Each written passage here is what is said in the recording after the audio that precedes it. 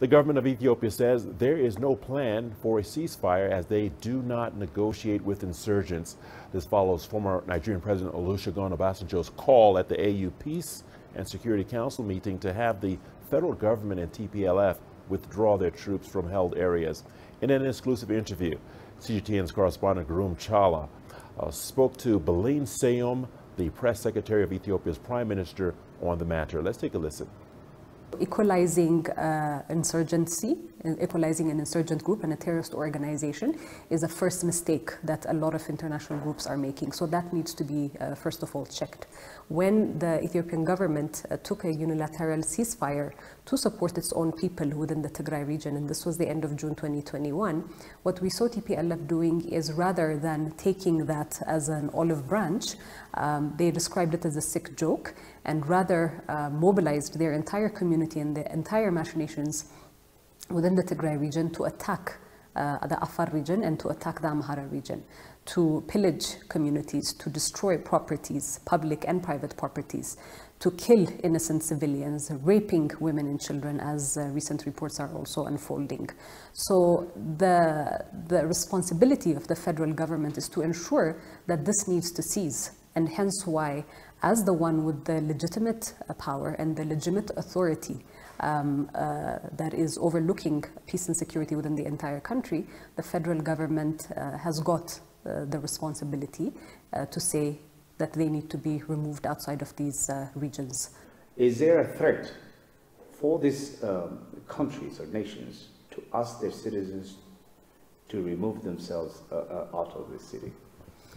Like you said, I mean, countries have got their own processes of how they go about this, and they are, justified in their own right to do what they will with their citizens. But the unintended consequence of publicizing such kind of things is creating hysteria around the country, about the country, to an international community, based on, issues that are not really, or threats that are not really far and near.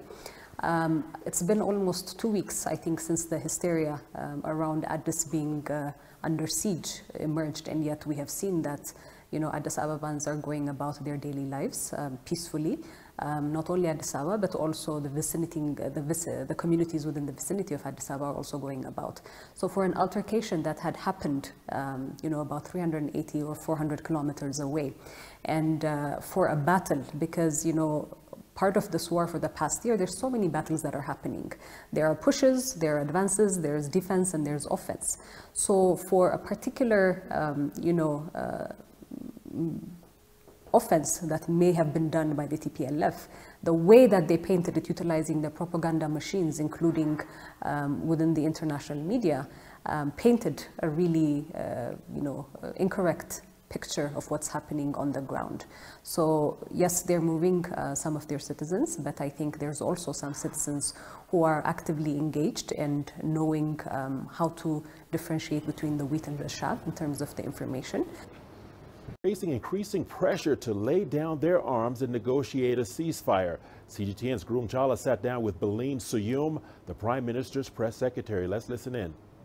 We know that the African Union is trying to broker peace between the government and the TPLF group. Olusegun Obasanjo, former president of Nigeria, is now engaged. He is in the country.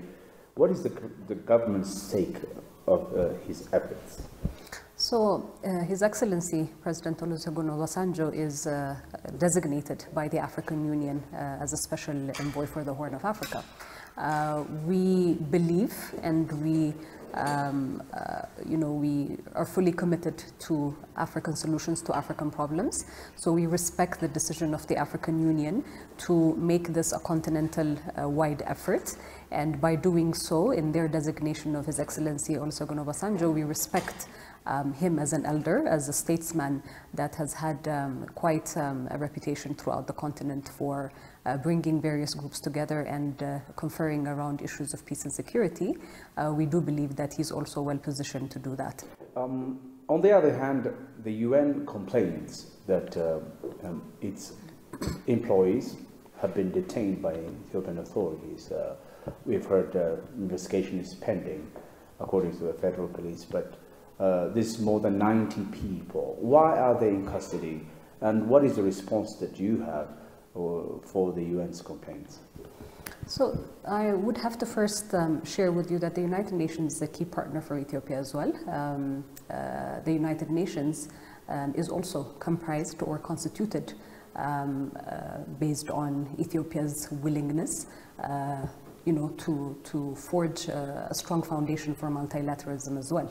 Ethiopia was one of the founders of the League of Nations. So having set this context for the role that Ethiopia plays within the United Nations and understanding that the role the United Nations plays in Ethiopia, we have to be very careful in positioning or viewing individuals who work within this institution and putting them on a platform that is not considering that they're not above reproach. There are many actors within the institution that are working for very noble causes, but there are also individuals that we've seen who are utilizing their power and their privilege that is bestowed upon them by serving these institutions for very, destructive purposes as well. So we are under a state of emergency that has been enacted last week by the House of People's Representatives has endorsed it, and the Council of Ministers has put it up for endorsement by the House of People's Representatives. What this means is through the state of emergency, anybody that is suspected with aiding and abetting terrorist organizations, mainly the two that the House of People's Representatives has brandished as that, is, if they're suspected, will be called for any kind of investigations. So from what I understand at this point, yes, there's investigations going on, but there are individuals who are working within that organization that are suspected of aiding and abetting these terrorist organizations. And like I said, just because you have an affiliation with international organizations, it doesn't necessarily mean that you're above reproach if you are suspected of doing anything that is threatening the territorial integrity and stability of the nation.